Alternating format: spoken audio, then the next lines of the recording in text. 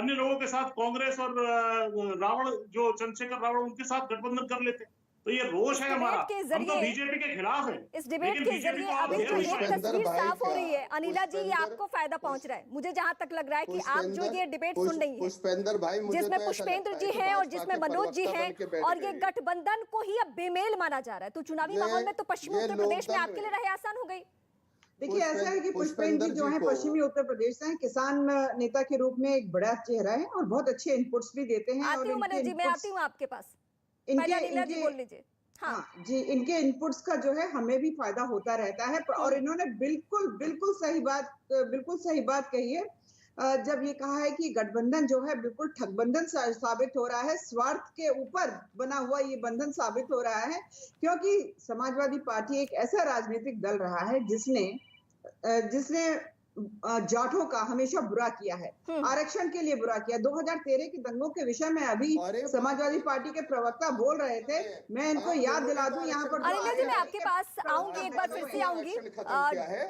अभी मैं शिवम जी के पास जाती हूँ। शिवम त्यागी, थोड़ा वक्त लग गया, माफ कीजिएगा आने में आपके पास, लेकिन अब मैं आपसे ये पहलू समझना चाहती हूँ। इस वक्त जो आप डिबेट को सुन रहे हैं, हम दो पहलू पे दरअसल बात कर रहे हैं। एक तो रिपोर्ट कार्ड पे बात कर ही रहे हैं, लेकिन ये जो पश्चिमी उत्तर प्रदेश को ध्यान में रखते हुए एक जो गठबंधन हुआ है समाजवादी पार्टी और आरएलडी का, वो गठबंधन किस तरीके से किसान नेता के बीच में है, ये आपके सामने है। अब आपका एनालिसिस क्या है? रीमा जी, कोई बात नहीं, आप लेट आई। मैं समाजवादी पार्टी का कार्यकर्ता नहीं हूं या अखिलेश यादव जी भी नहीं हूं जो नाराज हो जाऊंगा और अभद्रता और बदतमीजी करने लगूंगा पत्रकारों के साथ। कोई ऐसी बात नहीं। मैं सिर्फ इतना कहना चाहता हूं, ये बिल्कुल सच बात है पुष्पेंद्र जी ने जो कहा, ये गठबंधन वाकई बेमेल है। चाहे अजीत सिंह जी की राजनीतिक विरासत को खत्म करने का काम करने वाले मुलायम सिंह यादव जी हो, चाहे उससे पहले चरण सिंह जी का एक इवेंट रहा हो, और चाहे आज की बात हो, जाटों को इस अलायंस में रिप्रेजेंटेशन पश्चिमी उत्तर प्रदेश में नहीं है। पश्चिम उत्तर प्रदेश में सपा का अपना कोई आधार नहीं है। राष्ट्रीय लोकदल के ऊपर जिस तरीके से वो चुनाव लड़ रहे हैं, आपको दोनों नेताओं के हाथ में हाथ तो नजर आएंगे, लेकिन आपको यह कहीं नजर नहीं आएगा कि जाट कैंडिडेट्स कितने हैं, उनका रिप्रेजेंटेशन कितना है, उनको कितनी टिकट्स दी गई हैं। कहीं कोई कहानी नहीं है। जहां आधार है, जहां लोगों का वोट है, तमाम तरह की ऐसी सीटें हैं। सेवाल खास पे बहुत हंगामा हुआ, बागपत में, छपरोली पे बहुत हंगामा हुआ, उसके बाद यहां अपना और तमाम ऐसी सीटें हैं जिन पर आपको परेशानियां नजर आएंगी। यहां महत्वपूर्ण बात यह है कि क्या जाटों को सिर्फ इस्तेमाल करने की राजनीति हो रही है? क्या सिर्फ उनको यह कहा जा रहा है कि आप वोट दीजिए और बस खत्म कहानी? आपको रिप्रेजेंटेशन नहीं देंगे, आपको उपमुख्यमंत्री नहीं देंगे, आपसे बात नहीं करेंगे? ये सियासी गठबंधन जो है वो सहूलियत के लिए है बस? देखिए, जनता आज के जमाने में ठेकेदारों की नहीं रही है। हाँ। मतलब कहने का सिर्फ इतना सा है कि जनता जो है, आज अगर एक जाति का नेता खड़ा होकर यह कहे कि सब मेरे पीछे हैं, वैसा नहीं है। जनता देखती है विकास, जनता देखती है इंफ्रास्ट्रक्चर, जनता देखती है सुरक्षा, जनता देखती है प्रदेश का विकास, जनता देखती है बिजली, पानी, खाद, ये तमाम चीजें, और ये मुद्दे उत्तर प्रदेश में रहे हैं। हाँ, जनता एक नेता भी देखती है जो उनके सुख दुख में साथ रहे और बात करे, लेकिन चुनाव के समय पर आकर एक बेमेल गठबंधन कर लेना और ये मान लेना कि सब साथ आ जाएंगे और इसके बाद हम चुनाव जीत जाएंगे, तो वो अपने आप में बहुत ही गलतफहमी है। 14 में गलतफहमी टूटी, 17 में गठबंधन हुआ, वो टूटी, 19 में गठबंधन हुआ, वो टूटी, अब वैसा नहीं। मनोज जी, आप चाहे जितने निजी हमले कर ले, निजी कटाक्ष कर ले, लेकिन सच तो ये है कि ये पब्लिक है और ये पब्लिक सब जानती है, और ये पब्लिक को अगर ये मालूम चल गया ना कि ये बेमेल गठबंधन है, तो आप क्या जवाब देंगे? यदि मुझे बीच में रोके ना और अपनी बात पूरी कहने का मौका दे, तो मैं कहूं, और वरना सिर्फ आपने मूर्त दर्शन बना के बैठाने का यदि मन बना लिया है, तो माफ कीजिए, फिर तो हम अपनी बात रख ही नहीं पाएंगे। गठबंधन पे मोहर लगाती है जनता जी। जनता ने आशीर्वाद दिया है, और जब आशीर्वाद दिया है, भाजपा के विधायकों को कहीं किसी गांव में घुसने नहीं दे रहे, तो आज भाजपा के जनाब, सच्चाई ये है कि अभी आप चुनावी मैदान में उतरे हैं, पब्लिक ने मुहर आपके गठबंधन पे लगाई नहीं है, अभी वोट दिया नहीं है, और किसान नेता इस वक्त जो बैठ के कह रहे हैं, उनकी बातें आपको सुननी होगी।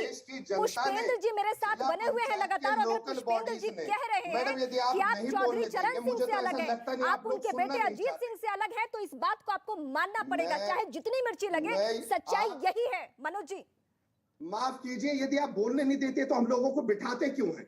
मुझे समझ में नहीं आता। सबसे ज्यादा यदि चार शिकायत लोगों आप को ही को बैठा क्यों के है? और सबसे ज्यादा प्रवक्ता शिकायत आप क्यों यदि है आपको? भाजपा के प्रवक्ता बन के बैठे रहेंगे और हम लोगों को बोलने का भी मौका नहीं देंगे, तो माफ कीजिएगा, हम लोगों को डिबेट में मत बुलाइए।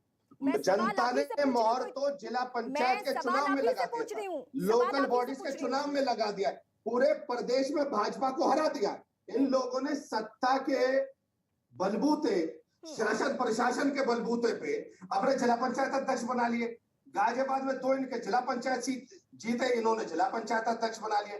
तो जनता ने तो मोहर इनके खिलाफ लगा दी, लेकिन आप लोग दिखा नहीं रहे हैं। जनता इनके खिलाफ रोड पर है, लेकिन आप दिखाएंगे नहीं। आप कम से कम पश्चिम उत्तर प्रदेश के आके किसी गांव में आके सर्वे तो कीजिए। गांव की बात की है ना पुष्पेंद्र जी, किसान नेता है, यकीनन किसानों के बीच जाते हैं। पुष्पेंद्र जी, एक बार मैं फिर आपको शामिल करती हूँ इस डिबेट में, और मैं चाहती हूँ कि मनोज जी और पुष्पेंद्र जी इस वक्त विंडो में रहे।